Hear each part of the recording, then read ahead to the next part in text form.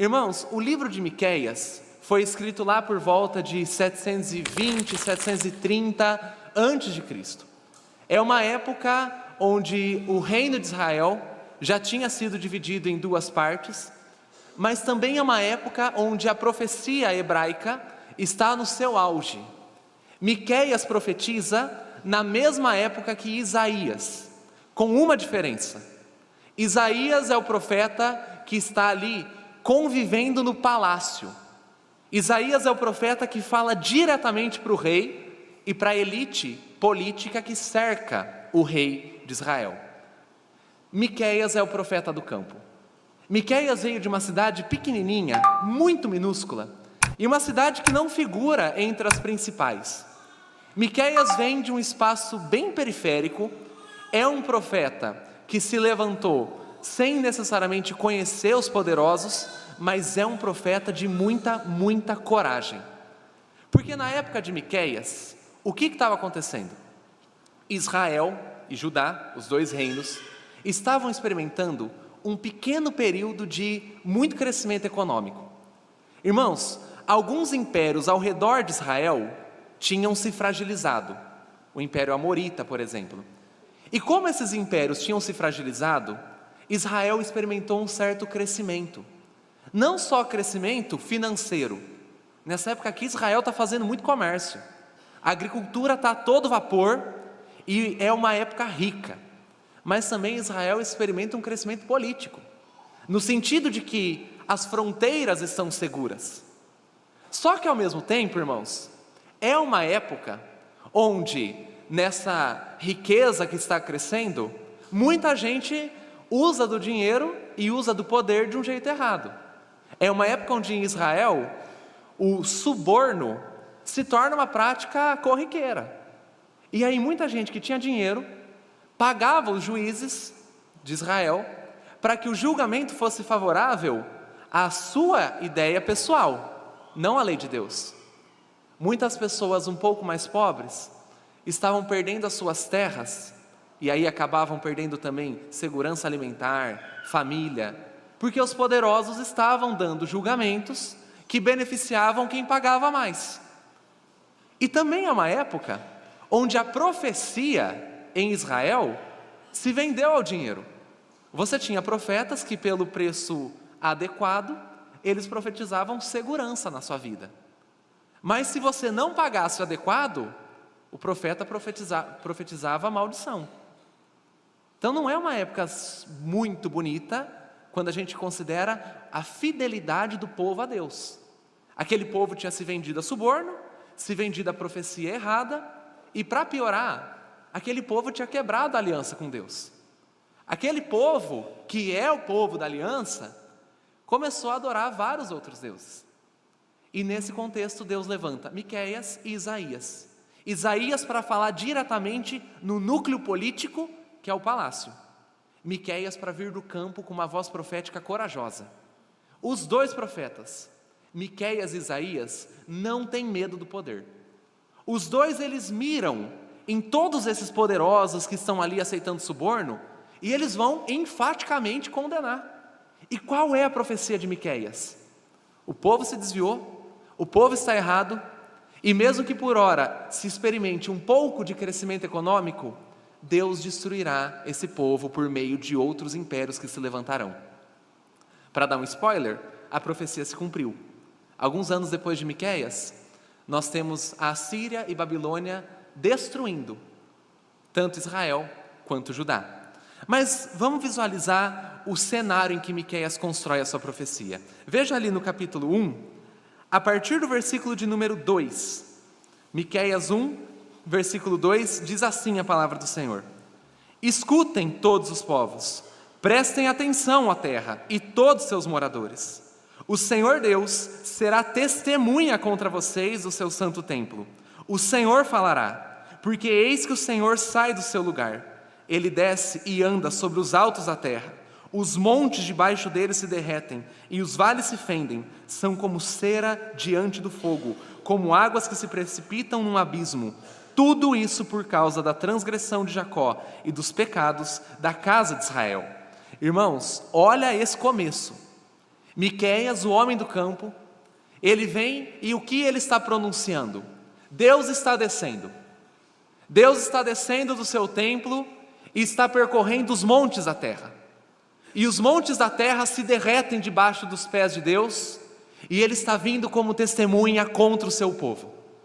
Ele vem porque o seu povo transgrediu a lei. E o Senhor está vindo com ira, raiva, fúria. Irmãos, isso aqui faz uma alusão a um outro momento onde Deus desceu. Teve um momento onde Deus pisou o topo dos montes e a cena foi assustadora.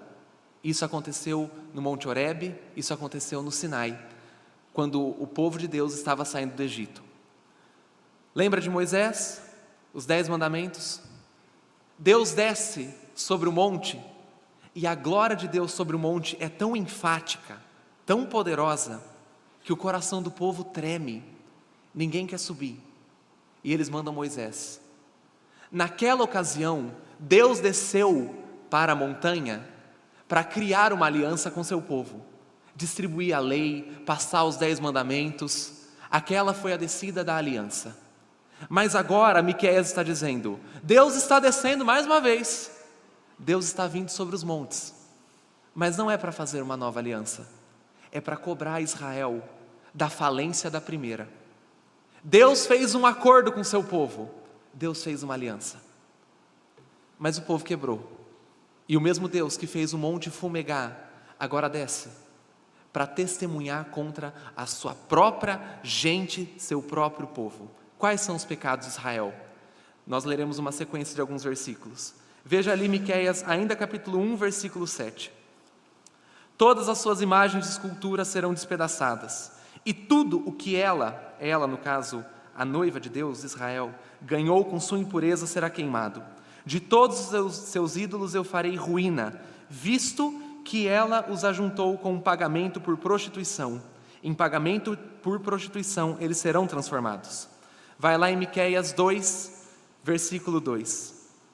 Aqui é falando sobre os poderosos. Miqueias 2, versículo 2 diz assim: eles, os poderosos, cobiçam campos e se apossam deles, cobiçam casas e as tomam, assim fazem violência a um homem e a sua casa, e a uma pessoa e a sua herança. Corre ali para o versículo 8 do capítulo 2. Mas, há um pouco, o meu povo se levantou como um inimigo. Além da roupa, vocês, poderosos, juízes, profetas falsos, vocês arrancam a capa daqueles que passam seguros, sem pensar em guerra. Vocês expulsam do seu lar querido as mulheres do meu povo. Dos filhinhos delas vocês tiram a minha glória para sempre. Vamos ali para capítulo 3, versículo 11. Veja a condenação, a acusação que é feita. Os seus cabeças, os seus líderes, dão as sentenças por suborno, e os seus sacerdotes ensinam por interesse, e os seus profetas adivinham por dinheiro, e ainda se apoiam no Senhor, dizendo: não está o Senhor no meio de nós? Nenhum mal nos sobrevirá. Portanto, por causa de vocês, Sião será lavrada como um campo, e Jerusalém se tornará um montão de ruínas, e o monte do templo numa colina coberta de mato. Agora nós vamos ao capítulo 6. Mas o que está acontecendo aqui, irmãos? Miqueias está levantando as acusações. Do que Deus está acusando o seu povo? Suborno, corrupção, abuso de poder, abuso de autoridade, juízo falso. E Deus está levantando todas essas acusações. Mas agora Deus vai criar um júri. No capítulo 6, a gente vai ver uma cena que é a cena mais detalhada do livro de Miqueias, onde o próprio Deus convocará o seu povo como se fosse para um tribunal. Deus chamará testemunhas, Deus será tanto a vítima da agressão do seu povo, quanto o acusador. E Deus exigirá do seu povo uma resposta. Veja ali no capítulo 6, nós leremos até o versículo de número 5. Escutem agora o que diz o Senhor. Levante-se, defenda a sua causa diante dos montes, e que as colinas ouçam a sua voz. Ó montes, escutem a controvérsia do Senhor, e vocês, duráveis fundamentos da terra, prestem atenção, porque o Senhor tem uma controvérsia com o seu povo e entrará em juízo com Israel. Meu povo, o que foi que eu lhe fiz? E como foi que eu o levei a ficar cansado? Responda, pois eu o tirei da terra do Egito e o resgatei da casa de servidão e enviei adiante de você Moisés, Arão e Miriam. Meu povo, lembre-se do que Balaque, rei de Moabe, havia planejado e do que Balaão, filho de Beor, lhe respondeu. Lembre-se também do que aconteceu desde Sitim até Gilgal, para que você conheça os atos de justiça do Senhor. Veja aqui, cenário está sendo montado. Deus já foi levantando várias acusações. E agora Deus convoca o seu povo para um ambiente onde Ele chama os montes da terra como testemunhas. Irmãos, o que isso aqui significa? Deus ele está dizendo, montanhas de Israel, vocês que acompanharam todo o percurso histórico dessa nação, fundamentos da terra, vocês que viram todo o processo que aconteceu, estejam do meu lado como testemunhas. Vocês que continuamente viram o que esse povo fez, eu convoco vocês como testemunhas. E qual é a acusação? Esse povo quebrou a minha aliança. E Deus faz uma pergunta que é pesada. Meu povo, o que eu fiz para que vocês se cansassem? Meu povo, o que eu fiz que fez vocês se enjoarem de mim?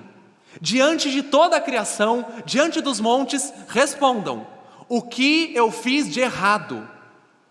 Imagina Deus falando isso.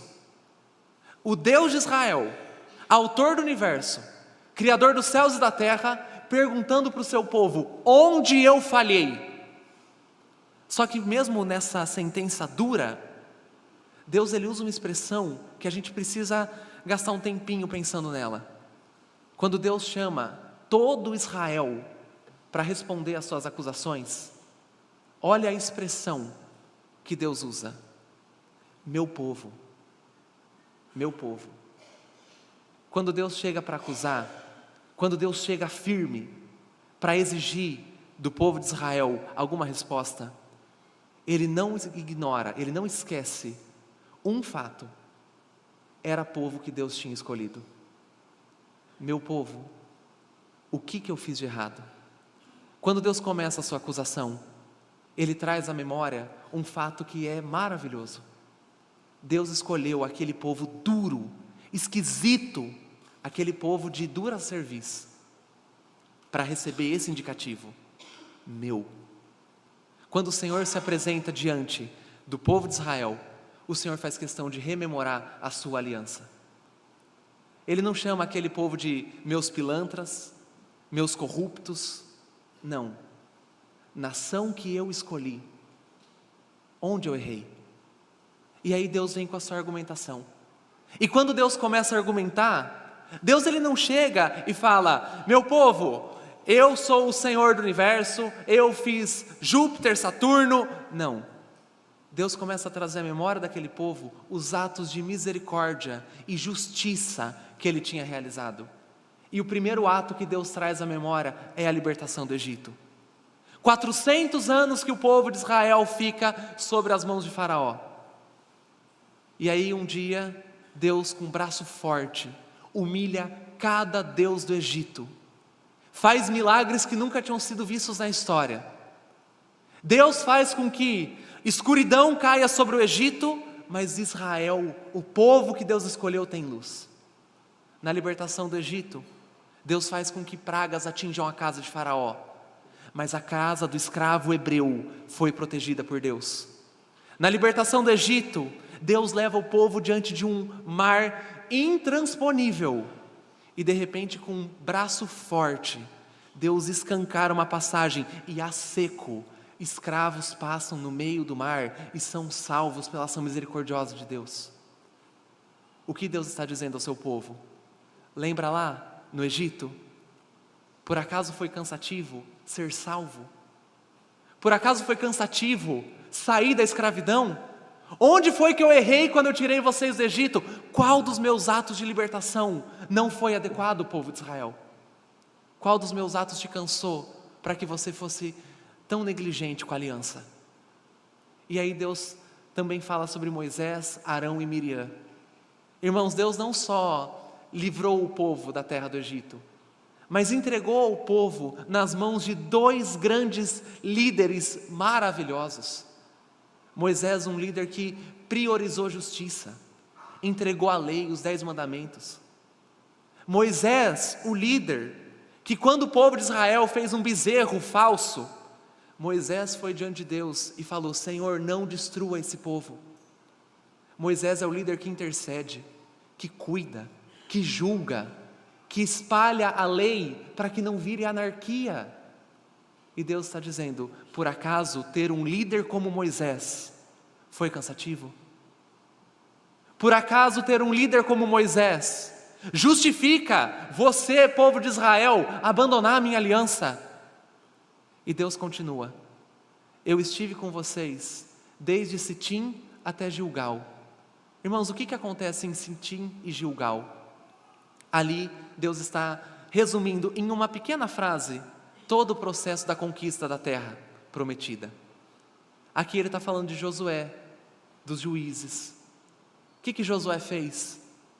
Uma cidade de muros fortes cai sobre a liderança de Josué para que o povo chegue na terra prometida.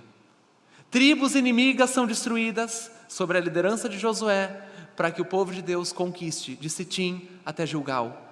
É como se Deus estivesse dizendo assim: povo de Israel, conquistar a terra foi um erro? Foi cansativo conquistar a terra prometida? E aí, com toda essa argumentação, Deus cria o seu caso, apresenta o seu ponto e convoca o povo. Povo, me responde, onde foi que eu errei? No Mar Vermelho? No maná?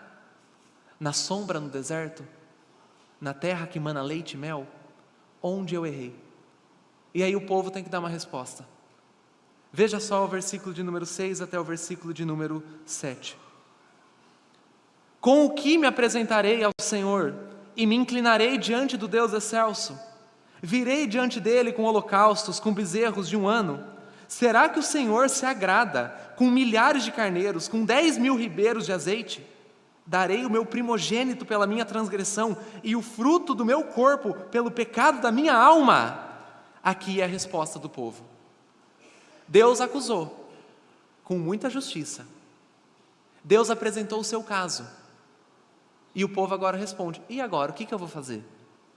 Será que eu vou matar milhares de animais e isso vai aplacar a consciência do Deus de Israel? Será que se eu trouxer toneladas de azeite, Israel será perdoado? Irmãos, aqui a gente consegue perceber algo maravilhoso. O sacrifício no Antigo Testamento, ele não é um fim em si mesmo. O sacrifício no Antigo Testamento não é magia, não é um ato místico, onde por matar um cordeiro, naturalmente a consciência se aplaca. O sacrifício no Antigo Testamento é um indicativo de fé no Messias que viria e faria o sacrifício final. Não é matar por matar. Então quando o povo responde: Deus, o Senhor nunca errou, o que eu posso fazer para aplacar sua consciência? Aquele povo que estava envolvido em idolatria, corrupção, não consegue pensar nos termos que Deus pensa. Aquele povo não consegue pensar em arrependimento, fé ou conversão. O que aquele povo pensa é em formalismo religioso. Bom, erramos contra Deus, quantos cabritos precisa para pedir perdão? Erramos contra Deus, quantos litros de azeite nós precisamos? A cabeça humana faz isso. A nossa cabeça, que vive cheia de pecado, cheia de miséria, a nossa cabeça tenta fazer um sistema de soma, crédito e descrédito. Errei com Deus aqui, quanto custa para fazer o processo de reparação? Foi isso que estava por trás do sistema de venda de indulgências na Reforma Protestante. Quanto que eu gastei? Quanto que eu devo? Quanto que eu pago? Só que Deus não trabalha nessa lógica. Deus trabalha na lógica da transformação do coração. Deus não está interessado em ofertas de cabrito.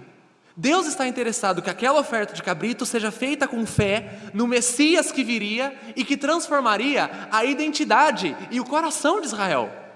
Não é o cabrito pelo cabrito, é o cabrito por fé. É por fé olhar, um dia o Senhor apagará o pecado. E o povo não pensa nessas categorias. E agora, pelo último texto que nós leremos, Miqueias vai dar a sua resposta. Veja o versículo 8 e 9. É Miqueias dizendo: Ele, Deus, já mostrou a você o que é bom. E o que o Senhor pede de você? Resposta: que pratique a justiça, ame a misericórdia e ande humildemente com o seu Deus. Caso montado. Deus apresentou sua acusação, Deus convocou testemunhas, os montes da terra e os fundamentos deste planeta. Deus expôs o seu caso e o povo perguntou: o que faremos agora? E o profeta vem com a resposta: ele já disse o que ele espera de você. O que Deus quer não são 10.000 cabritos, não são litros de azeite. O que Deus quer é que você pratique a justiça, ame a misericórdia e de forma humilde, reverente, caminhe com seu Deus. Deus não está pedindo nada ilógico. Outros deuses pediam coisas ilógicas.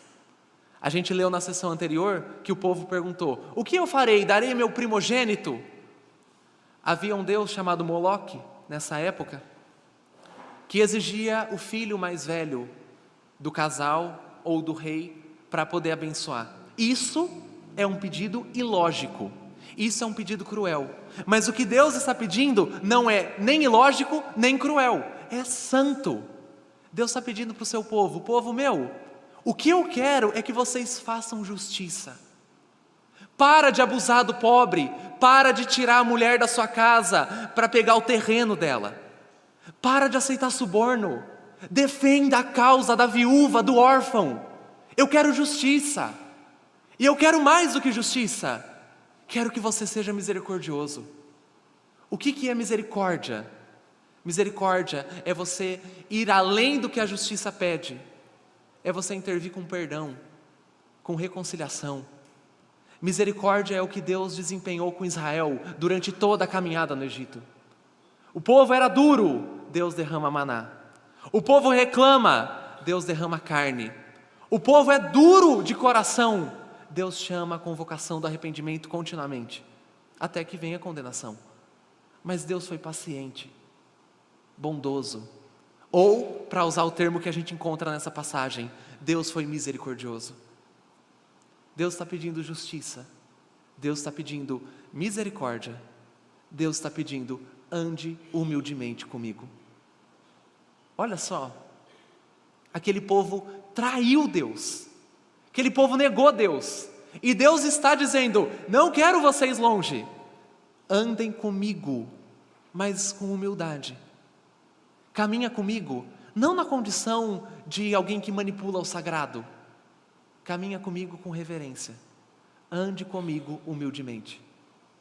Moloque pede coisas absurdas, pede o filho mais velho, mas Deus não está pedindo nada errado ou estranho.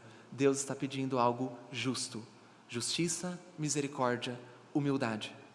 Irmãos, o caso foi montado. A gente sabe que no final, Miqueias estava profetizando na época do rei Ezequias, e o rei Ezequias faz uma reforma religiosa, mas dura pouco tempo e depois o povo abandona Deus e o juízo vem. A Assíria de fato destrói Jerusalém, Babilônia vem, domina todo mundo, mas Deus deu o seu recado, montou o seu juízo e o seu tribunal. E por que, irmãos, que eu quis trazer esse texto para nós hoje? Tenho 4 aplicações dele, onde eu acredito que esse texto se encaixa na nossa vida. A primeira não tem a ver exatamente com o texto em si, mas com o profeta que fala. Lembra, na época de Miqueias, 2 grandes profetas estavam operando em Israel. Isaías, o profeta do palácio, que olha nos olhos do rei e fala o recado de Deus. Miqueias, o profeta do campo, que vem de uma tradição completamente diferente, mas ambos com a mesma coragem. Irmãos, Imagine só, Deus falou aos poderosos usando Isaías, Deus falou usando Miqueias. São dois profetas diferentes que comunicaram o recado de Deus. Agora vamos pensar um pouquinho, o que teria acontecido se o povo de Israel tivesse observado só um profeta ou outro profeta? Se o povo de Israel tivesse escolhido o profeta do palácio, nós não teríamos a revelação de Miqueias. Mas Deus, na sua bondade, se manifestou dando recado por várias vias, no palácio e no campo. Onde isso se aplica a nós? Irmãos amados, eu e você não podemos formalizar o recado de Deus em um único padrão ou em um único tipo de pregação. Eu e você não podemos achar que os profetas de Deus, os recados de Deus, têm origem só no campo ou só no palácio. Deus fala e a nossa função não é performar qual seria de fato o recado de Deus ou não, quem é instrumento ou não. A nossa função é ouvir o recado de Deus. Venha Ele da zona rural, simples, venha Ele do palácio poderoso. Miqueias é o exemplo para a gente de que eu e você não podemos selecionar a fonte que Deus usa para falar o nosso coração. E onde eu quero falar disso para a primeira IPI de Bauru? Para o meu coração, para o coração evangélico de 2024. A gente às vezes seleciona.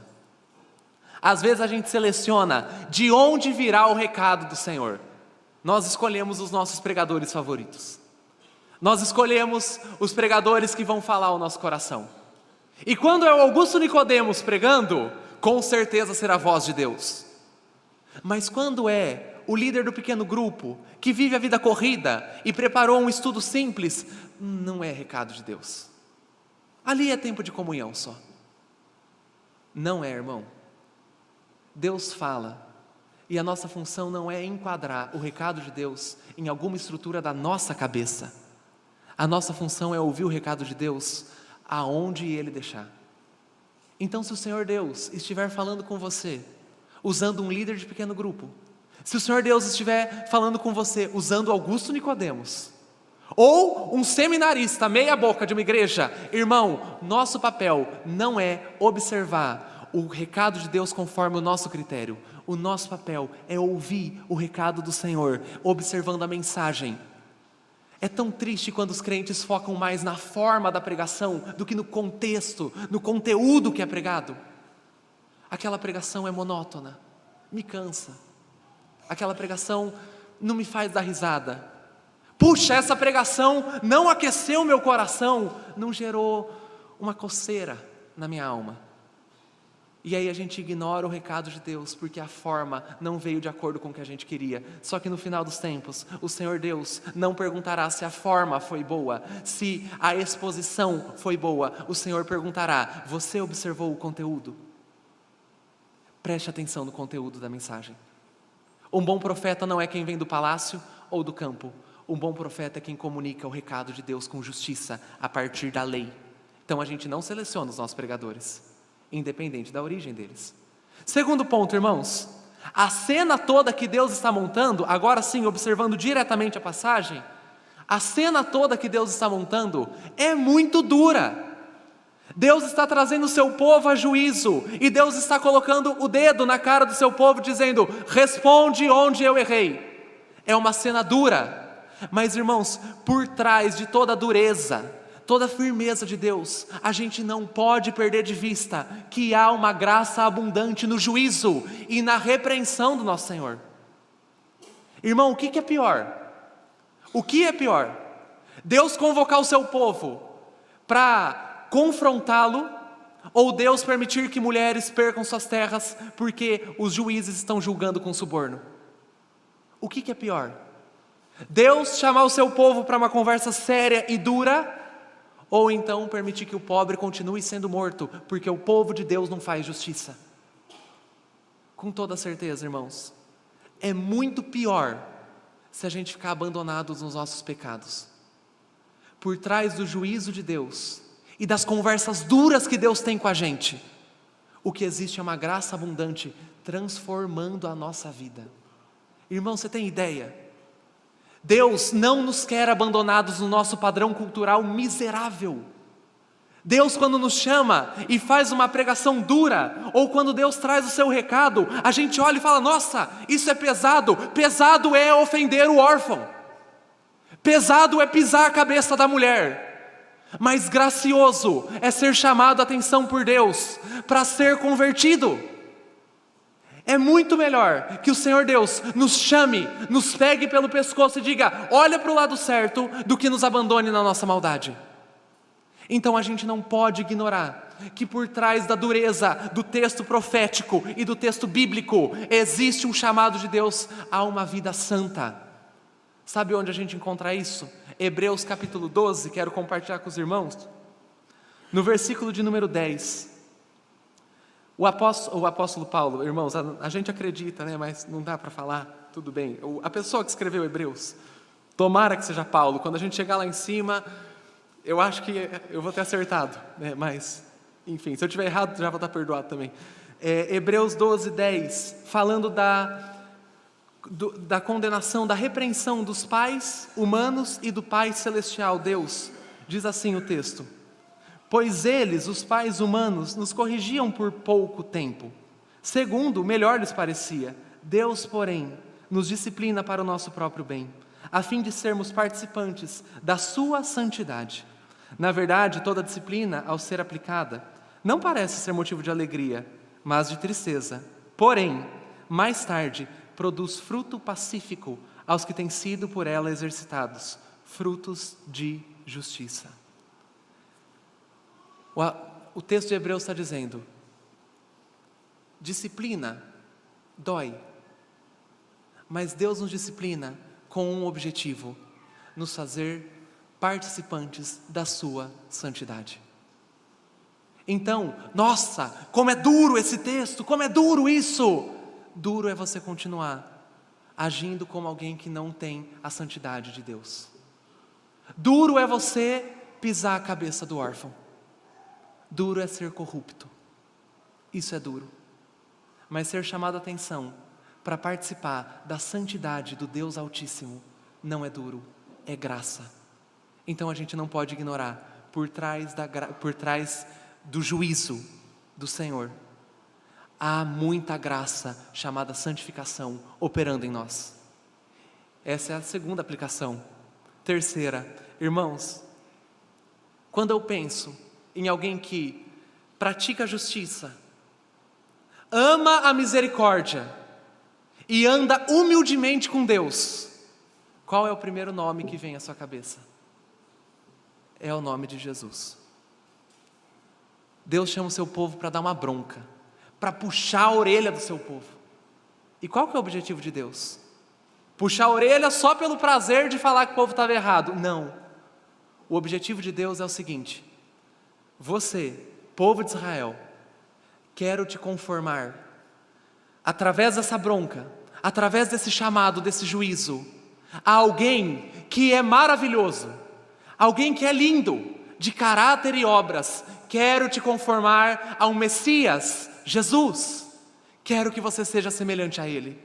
Então as broncas que Deus nos dá, os juízos que Deus opera no seu povo, não tem por interesse uma espécie de sadismo ou apenas de fazer o povo se sentir mal. Tem por interesse conformar o povo dele ao Filho dele, Jesus Cristo. Jesus é o homem que pratica justiça. Jesus, quando viu gente fazendo comércio da fé, Jesus expulsou aquela galera, porque Jesus pratica justiça. O zelo da casa de Deus consome Jesus. Jesus é aquele que defendeu a mulher pega em adultério, porque era um julgamento corrupto. Jesus é aquele que pratica misericórdia. Ao olhar para os campos, cheios de gente desesperada e aflita, Jesus se move em compaixão. Ao ver uma multidão com fome, Jesus multiplica pão e peixe. Ao ver um casamento que está às vésperas de virar uma vergonha, Jesus transforma água em vinho. Jesus pratica misericórdia. Às vésperas da crucificação, Jesus diz: Deus, se possível, afasta esse cálice. Contudo, faz a sua vontade, não a minha. Jesus anda humildemente com seu Deus. Tem ideia de que as broncas de Deus têm por interesse nos conformar a esse caráter e a esse homem, Jesus Cristo. Agora, se quando a gente pensa em alguém que pratica justiça, ama misericórdia e que anda humildemente com Deus, se a gente, ao pensar nessas categorias, vem à nossa cabeça o Senhor Jesus, quem vem à nossa cabeça quando a gente pensa em alguém que pratica injustiça, odeia misericórdia e anda de forma orgulhosa diante de Deus? Na minha vem Lúcifer, vem o diabo. O diabo odeia a justiça. O diabo não consegue conjugar a palavra misericórdia. E o diabo é orgulhoso. Achou que podia assumir o trono do Deus de Israel. Seria muito cruel se Deus nos abandonasse no estado onde nós nos parecemos com Lúcifer. Mas Ele não é cruel, Ele é bom. Ele quer nos colocar no estado de semelhança a Jesus Cristo. Isso para mim é tão bonito. Irmão, a gente tem que aprofundar esse ponto. Você acha que Deus só tirou você do inferno? Não. O Senhor Deus tirou você de ser semelhante àquele que era o pior dos seres possíveis. Deus te fez diferente do que a criação carnal te ensinou a agir. Por isso Ele dá bronca. Hitler odeia a justiça. Mussolini não pratica misericórdia.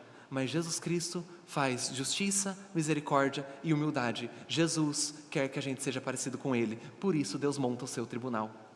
E por último, irmãos, para a gente concluir, quando o nosso Deus chamou o seu povo para esse júri, qual que foi o grande argumento de Deus? Eu fui misericordioso e bondoso de um jeito que nunca antes na história foi visto. O argumento que constrange o seu povo é a sua misericórdia. Quantas vezes, irmãos, eu e você traímos o nosso Senhor? Quantas vezes eu e você abandonamos o nosso Deus? E aí a gente vai se apresentar a Ele. E como é que Ele fala com a gente? João, lembra daquele dia onde você estava nessa situação e eu socorri com graça? João, lembra daquele dia onde você tinha pecado e de repente uma coisa maravilhosa aconteceu, você foi cuidado pelo meu dedo, pela minha mão? João, lembra que você pecou ontem e que hoje você está vivo porque as misericórdias se renovaram sobre a sua vida? Aí o João olha para a bondade de Deus e o João tem que abaixar o joelho, curvar o coração e falar: Senhor, o que eu darei para apagar o meu pecado? E o Senhor responde: nada. Mas pega o seu coração, coloca diante de Jesus Cristo e aprende a andar humilde, a amar a misericórdia e praticar a justiça. Quantas vezes, irmãos, eu e você traímos o nosso Senhor, e aí quando a gente vai falar com Ele, a resposta que Ele derrama sobre nós é a sua misericórdia, e aí a gente se constrange. Deus, Ele vai quebrar o joelho de todo mundo que não se dobrou diante de Jesus, lá no fim dos tempos. Mas por ora, Deus mostra sua misericórdia ao seu povo. E a gente que é duro, a gente que é esquisito, olha a misericórdia de Deus triunfando todo dia. E aí a gente não tem como manter o nosso orgulho. A gente se dobra e fala: o que eu darei por justiça? Qual que é o grande argumento que Deus derrama sobre a gente? Ele é muito melhor do que nós. E Ele não esquece a aliança. Eu e você esquecemos. Várias vezes, irmãos, várias vezes. A gente não fala nosso Deus. A gente peca, deliberadamente, intencionalmente. Mas Deus fala: meu povo, meu filho, minha igreja. Constrange. E a gente abaixa a nossa arma. Só para a gente concluir, tem um dos maiores apóstolos da Bíblia, tal do Pedro, traidor, mais um dos líderes da igreja. E aí esse Pedro, traidor, quando Jesus ressuscita, se confronta com Jesus. E o que Jesus fala para Pedro? Você me ama? Você me ama? Você me ama? Pedro negou 3 vezes, Jesus reafirma Pedro 3 vezes. E nas 3 Jesus fala: apacenta as minhas ovelhas. É Jesus pagando com misericórdia as ações de Pedro. O que acontece com Pedro? Nunca mais se afasta de Jesus. Foi convencido pela misericórdia. O apóstolo Paulo persegue a igreja de Cristo, mas de repente Jesus aparece para Paulo, e constrangido pela misericórdia, o apóstolo Paulo nunca mais se afasta de Jesus. Que isso aconteça com a gente, que a misericórdia de Deus vença os nossos argumentos de rebeldia, e que nesse júri a gente se assuma culpado, dobre os joelhos e diga: Deus, me ensine a andar com justiça, misericórdia e humildade, porque eu quero ouvir a tua repreensão. Para não ser parecido com Lúcifer, quero me parecer com Jesus Cristo. Amém?